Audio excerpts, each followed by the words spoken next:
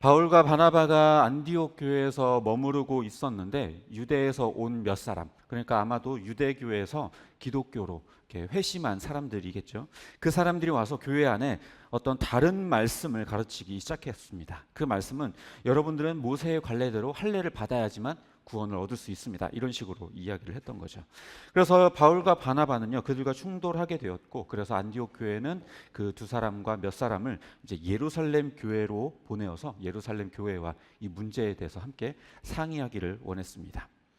그런데 그들은 예루살렘으로 내려가는 길에도요, 그냥 내려가지 않고 내려가는 도중에 있었던 페니키아와 사마리아라고 하는 그 지역에 있는 여러 교회들을 들러가면서 그곳에서 우리가 1차 전도 여행을 다니면서 많은 사람들이 이렇게 예수님을 믿었습니다라고 그 사실에 대해서 그 교회들에게 전해 주었습니다. 그러고 나서 이제 예루살렘에 도착했고, 그렇게 이제 사도들에게 1차 전도 여행에 대한 보고를 하고, 그리고 또 안디옥 교회에 있었던 이 문제들에 대해서 보고를 하게 됩니다. 그러자 그 예루살렘 교회에 있었던 바리새파, 그러니까 유대교 중에서도 상당히 열심히 율법을 지키던 사람들이었죠. 그 바리새파에 속했었던 몇 사람이 이제 나와가지고 하는 말이, 이방 사람들 역시도 할례를 받고 율법을 준수해야만 하나님 나라의 백성이라고 하는 이 증거, 표지를 얻을 수 있습니다. 이게 없으면 하나님 나라의 백성이라고 하는 증거를 어디서 얻을 수 있습니까? 이런 식으로 이야기를 하게 된 거죠.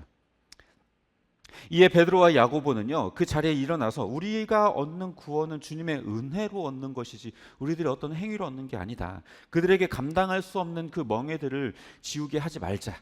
다만 우상 음식과 음행, 그리고 목매어 죽은 것, 그리고 피를 멀리하는 것까지만 우리가 지키도록 요구하고, 나머지 것들에 있어서, 나머지 율법 준수와 할례에 있어서는 그들에게 요구하지 말자, 이런 식으로 이야기를 했습니다. 그렇게 이제 베드로와 야고보가 연설을 마치고 나니까 이 예루살렘 교회에 온 회중이 잠잠해졌고, 결국 그 결정대로 이 사도들은 바울과 바나바를 안디옥으로 보내고 그들에게 편지를 써서 보내게 되었습니다. 예루살렘 교회의 지도자격이었었던 바사바라고 하는 유다와 그리고 실라 편에 이 편지를 보내게 됐는데, 그래서 이 두 사람이 가서 안디옥 교회에 가서 이 편지에 대해서 읽어주게 되었어요. 그러니까 예루살렘 교회가 이렇게 결정을 하게 되었다. 그러니까 이 안디옥 교회 사람들은 굉장히 기뻐했고, 그래서 그들도 함께 그 교회에 잠시 머무르면서 성도들을 격려하고, 그러다가 이제 다시 예루살렘 교회로 돌아가게 되었습니다. 사실 이 사도행전의 배경은요, 교회가 완벽하게 딱 이루어진 상태가 아니라 과도기예요, 과도기. 아직 교회가 시작되어서 아직 뭔가 이 형태나 구조나 뭔가 이것들이 완벽하게 갖춰지지 않은 상황에 있었어요. 그래서 분명한 어떤 신앙 규범이라고 하는 것도 갖추어지지 않은 상태에 있었습니다. 특히 율법에 대한 인식에 있어서 뚜렷한 선이 명확하게 그어져 있지 않은 상태여서 다소 혼란스러운 일들이 지금 벌어지고 있는 것이었습니다. 특히나 이 할례와 율법 준수에 대한 논쟁이 벌어지게 된 이유는요, 초기 교회 형성에서 어쩔 수 없었던 상황이었던 거죠. 이렇게 명확한 신앙 규범이 정해지지 않고 율법에 대한 인식도 명확하지 않은 상황에서 이 유대인과 이방인이 함께 교회 구성원으로서 교회를 구성하다 보니까 이 유대교의 신앙 규범이 자연스럽게 교회 안으로 좀 흘러 들어오게 되었어요. 아니, 어떤 면에서는요, 어느 정도 유대교의 사상이 기독교의 기반이 될 수밖에 없었어요. 물론 그렇다고 해서 이 말이 유대교와 기독교가 같은 뿌리에 있다, 기독교가 유대교에서 갈라져 나왔다, 아류다, 뭐 이런 얘기를 하는 건 절대로 아닙니다. 유대교가 예수님을 메시아로 인정하지 않는다는 점에서 유대교와 기독교는 완전히 다른 종교예요. 완전히 다릅니다. 다만 지금 이 기독교 역시 구약 성경을 정경으로 인정을 하고 있고, 그리고 유일신 하나님을 섬기는 신앙이라고 하는 점에서 공통적인 부분이 있죠. 그리고 실제 역사에서 기독교의 출발이라고 하는 것이 유대교와의 연결점을 아예 끊어낼 수는 없는 상황이다 보니까 이것은 인정할 수밖에 없어서 이 교회가 세워지던 이 초기에는 어쩔 수 없이 유대교의 어느 정도의 영향력이 있었다 정도는 우리가 인정할 수밖에 없다는 거죠. 아무튼 그러다 보니까 이 유대교에서 회심해서 기독교로 넘어온 이 사람들은 유대교적인 사상과 율법, 대해서 이것을 완전히 다 지원해 버릴 수가 없었던 거예요. 아니, 어떤 면에서는 그들에게 그게 너무 당연했어요. 다른 하나님을 섬기는 것도 아니고 유대교나 기독교나 우리가 아는 그 하나님을 섬기는 건데 왜 하나님이 주신 율법을 지키지 않느냐? 하나님이 제정하신 할례를 왜 행하지 않냐? 그건 당연히 해야 하는 것 아닌가라고 그들은 생각했던 거예요.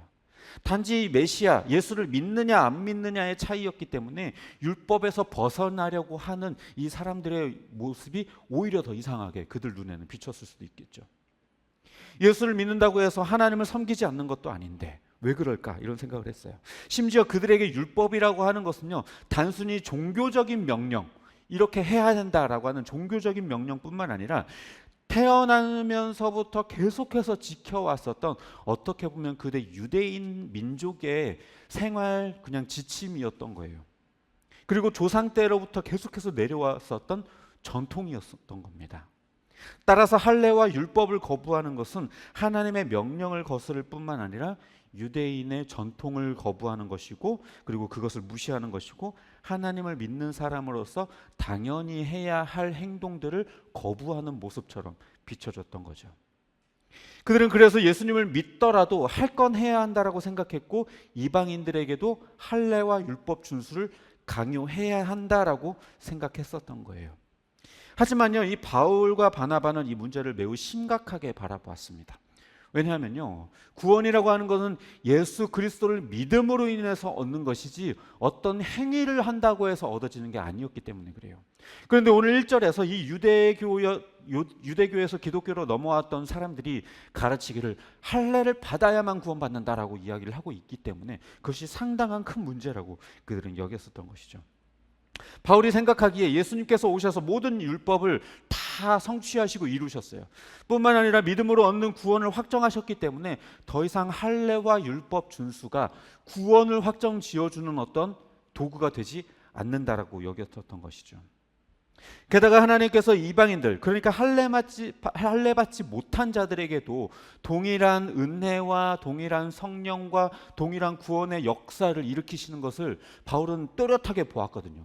자기가 1차 전도 여행을 다니면서 이방인들에게 복음을 전했을 때 그들에게 성령이 임하고 그들이 복음을 받아들이고 그들이 예수 그리스도를 메시아로 받아들이는 것을 보면서, 하나님이 그들에게 은혜를 주신 것을 보면서, 이 율법이나 할례와 같은 것들이 구원의 조건이 되지 못하는구나, 오직 믿음뿐이구나라는 것을 아마 더 깊이 깨달았을 겁니다. 오직 예수를 믿는 믿음으로만 구원에 이르고 예수의 공로로 의한 것이기 때문에 이방인들에게 할례와 율법 준수를 요구하는 것은 바울의 생각에서는 굉장히 옳지 못한 일이라고 여겼던 거죠. 유대인들이야 이미 태어나서부터 할례를 행하게 되고 난지 8일 만에 할례를 행하기 때문에 이미 어려서부터 자기의 의지와 상관없이 할례가 행해져 있고, 그리고 어려서부터 계속해서 삶 속에서 율법을 행해 오다 본 것이니까 그건 너무나도 당연한 것이니까 억지로 그것을 거부하고 안 할 필요는 없겠지만, 하지 않던 걸 예수를 믿게 되었다고 해서 이방인들에게까지 요구하는 것은 옳지 않았다고 본 것입니다. 어쩌면 예루살렘 교회의 사도들은요, 이 문제에 대해서 깊이 생각해 보지 못했었을 거예요. 왜냐하면 그들은 이방 선교에 대해서 굉장히 적극적으로 나서지도 않았고, 그 예루살렘 교회라고 하는 교회 구성원에는 이방인도 포함되어 있지 않았기 때문에 그런 문제 상황을 접해 본 적이 없었을 겁니다. 아마 그들은요, 그냥 유대인 습관에 따라서 다 할례를 받고 다 율법을 그냥 준수하고 있으니까 그걸 그냥 당연하게 여겼지, 교회 안에서, 예루살렘 교회 안에서도 그게 너무나도 당연한 상황이었지 그걸 이상하게 여기지 않았었거든요. 하지만 바울에게 있어서 이 문제는요, 이방 선교에 있어서 큰 걸림돌이 되었고 신학적으로도 옳지 못한 일이라고 여겼던 거예요. 그래서 바울은 예루살렘에 와서 사도들에게 이 이야기를 전해 주었고, 이것이 어떤 문제를 가지고 있는지 이야기를 해서 사도들이 그제서야 생각을 해보게 된 거죠. 그래서 바울이 기록한 서신서들을 보면요, 이 율법 준수와 할례가 구원의 조건이 된다라고 말하는 그 사람들에서 대해서 상당한 경계심을 보이는 모습을 우리는 볼 수 있어요. 특히 우리가 성경 공부 시간에 했었던 갈라디아서를 보면 뭐라고 이야기를 하냐면, 다른 복음은 없다, 할례나 율법 준수를 통해서 구원을 얻는 게 아니다. 율법은 절대 구원의 조건이 되지 못한다. 행함으로 얻는 게 아니다. 오직 예수 그리스도를 믿는 믿음으로서만 구원을 얻는다라고 하면서 다른 복음을 전하는 자에게는 저주가 있을 것이다 라고 하면서까지 굉장히 강한 어조로 그들을 향해 말을 하는 것을 볼 수 있죠. 바울은 그렇게 자신이 율법의 진심이었던 사람이었었지만 예수님을 만나고 나서 행위가 무의미하다라는 걸 깨달았어요. 물론 그렇다고 해서 율법이 완전히 폐기되어야 된다, 완전히 거부되어야 된다, 그런 의미를 얘기를 하는 것은 절대로 아니에요. 왜냐하면 율법이라고 하는 것, 하나님이 주신 이 율법이라고 하는 것은 하나님이 얼마나 거룩한 분이시냐라는 걸 보여주는 것이고, 그리고 인간이 어느 정도까지 해야 하나님의 그 거룩하심에 도달할 수 있느냐라는 것을 보여주는 게 율법이었어요. 그리고 하나님 나라의 백성이라면 어떻게 살아야 하는지에 대해서 보여주는 게 율법이었기 때문에 율법을 폐기의 대상으로 여기는 것은 절대로 아니었습니다. 그리고 또 바울이 서신서에서도 분명하게 이야기하는 것처럼 이 율법은 초등교사, 즉 우리가 죄인이라는 사실을 깨닫게 해주는 역할을 하기 때문에 그 율법은 여전히 의미가 있다라고 이야기를 하죠. 그래서 우리가 죄인이라는 사실을 분명하게 깨닫고 우리가 그래서 우리가 은혜가 필요하구나 라는 것을 깨닫게 해주는 역할을 율법이 하기 때문에 율법은 완전히 무가치하거나 폐기될 것이 아니다라고 분명히 이야기를 했어요. 예수님께서도 뭐라고 말씀하셨냐면 이 율법은 1.1획도 변하지 않고 바뀌거나 탈락되는 것 없이 분명하게 다 이루어질 것이다 얘기를 하셨죠. 물론 그 말씀은 예수님께서 그 율법을 이루신다라는 의미가 있기도 하고, 그리고 율법의 본질적인 의미가 지켜진다라는 의미이긴 하지만 어쨌든 간에 율법이 폐기되는 것은 아니다라는 이야기를 하신 거죠. 그런데요, 다만 이 율법의 행위로 의롭게 된다거나 율법 준수를 하나님의 백성으로서 그 표지, 내가 하나님의 백성입니다라고 하는 증거로서 그것을 내세울 수는 없다라는 것을 분명하게 했던 거예요. 그러니까 예루살렘 교회에서 지금 이 회의를 통해서 결정된 사항은 율법을 폐기하자, 더 이상 지키지 말자, 이 말이 아니라 그 율법이 가지고 있는 의미와 정신은 우리가 되새기고 그것을 받아들이되, 다만 이 율법을 행함으로, 할례를 행함으로 인해서 우리가 구원받을 수 있다거나 의로워질 수 있다거나 혹은 하나님의 백성이라고 하는 증거를 얻을 수 있다라고 하는 생각들은 내려놓자라고 하는 결정이었던 거예요. 모세 이후로 계속 행해왔던 이 율법과 할례는요, 전통과 관습으로 굳어지고 그 의미가요 다 퇴색되어 버렸어요. 하나님이 주셨던 그 율법의 의미, 다른 사람을 때리지 마라, 눈에는 눈, 이에는 이로 갚아라, 이런 이야기들이 있죠. 그런데 이 말은요, 단순히 안 때리면 율법을 지키는 게 아니에요. 때리지 말라고 이야기하는 것은 그만큼 그 사람을 인격체로 대하고 그 사람을 사랑하라는 본질적인 의미가 담겨 있는 거죠.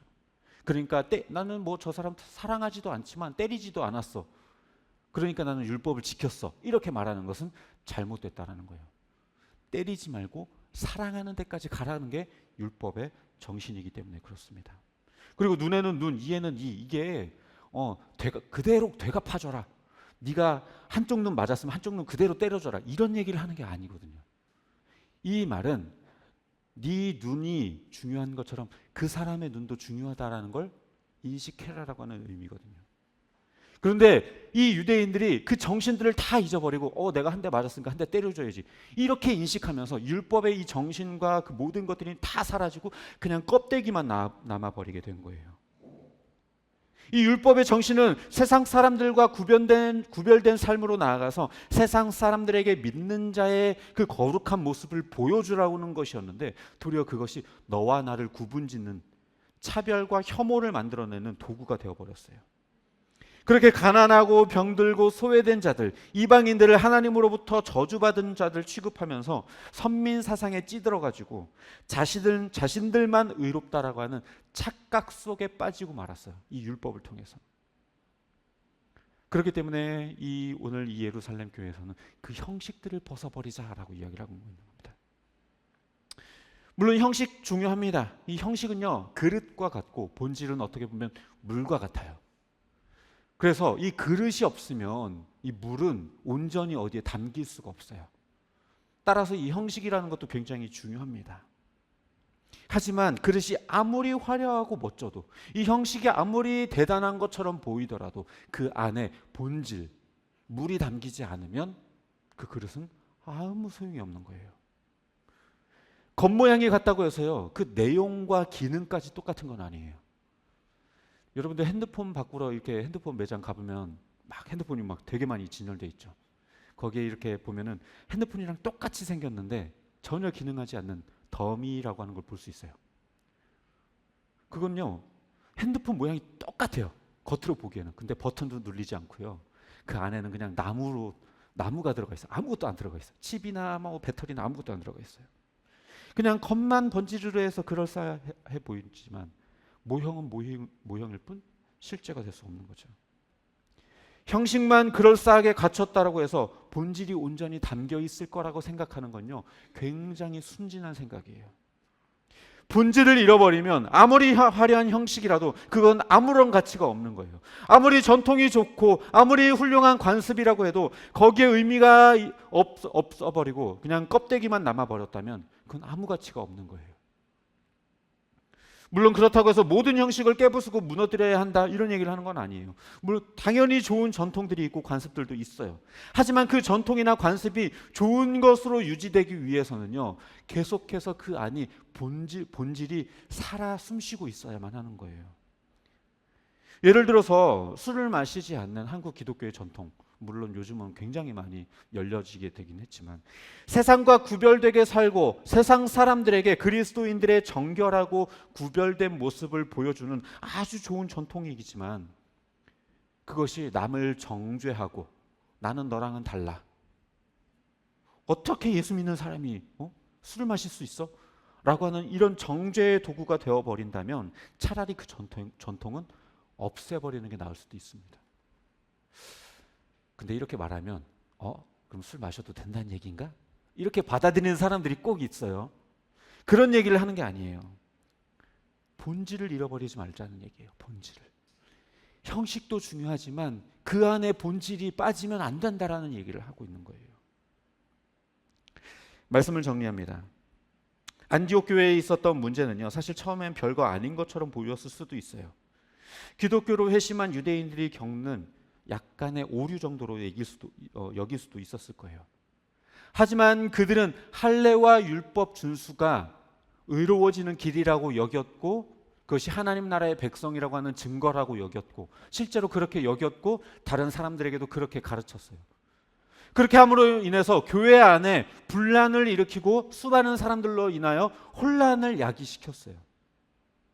결론적으로 복음을 심각하게 왜곡시켰고 예수님의 죽음을 헛된 것으로 만들어버렸어요. 어떤 행함을 통해서 우리가 구원에 이르는 것처럼 예수 그리스도를 믿는 믿음으로 얻는 이 구원을 다 무너뜨려 버렸습니다. 그래서 바울은 이렇게나 정말 알러지 반응을 일으킬 만큼 이 할례와 율법 준수에 대해서 강하게 경계하고 있는 겁니다. 구원은요, 우리의 어떤 노력이나 열심으로 되는 게 아니에요. 어떤 실천이나 행위로 되는 것이 아닙니다. 오직 예수를 믿는 믿음으로만 된다는 것을 저와 여러분은 잘 알고 있고 믿고 있어요. 다른 복음은 없습니다.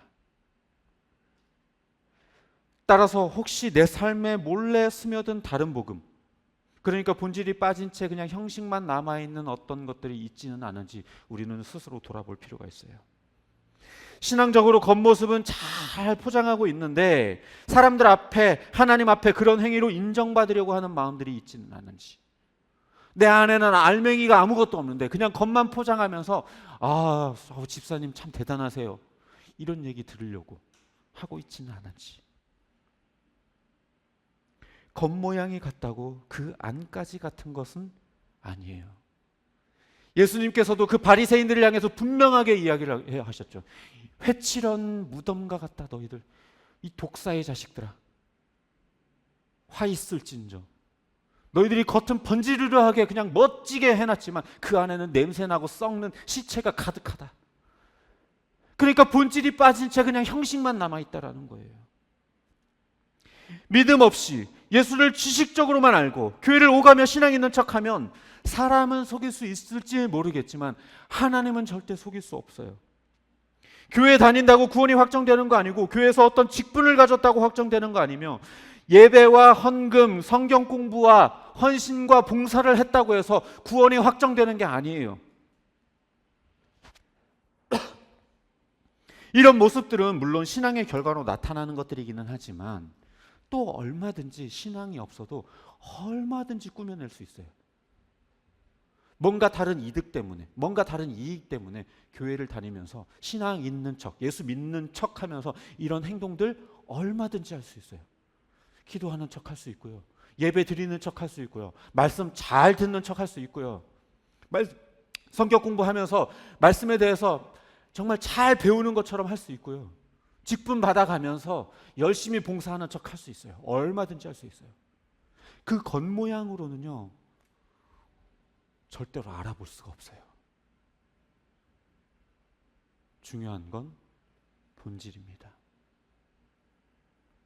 마치 할례와 율법 준수가 구원을 확정 지어주고 하나님의 백성이라고 하는 그 증거가 된다고 여기는 것처럼 우리가 때로 그런 신앙생활 하지 않습니까? 내가 교회 열심히 다니고 있으니까, 내가 11조 잘하고 있으니까, 내가 직분 받았으니까 나는 구원 받았어, 확정됐어, 난 천국 갈 거야. 그 안에 본질은 아무것도 없는데 그냥 착각에 빠지면서 그렇게 신앙생활하고 있지는 않습니까?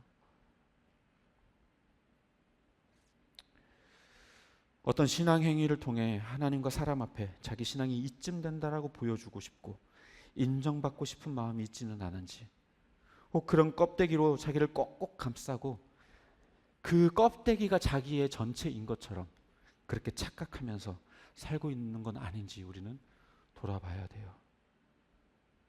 그 껍데기들을 다 벗겨내고 내가 얼마나 많은 헌금을 했고, 내가 어떤 직분을 받았고, 내가 얼마나 주일 성수를 잘하고, 이 껍데기를 다 벗어버리고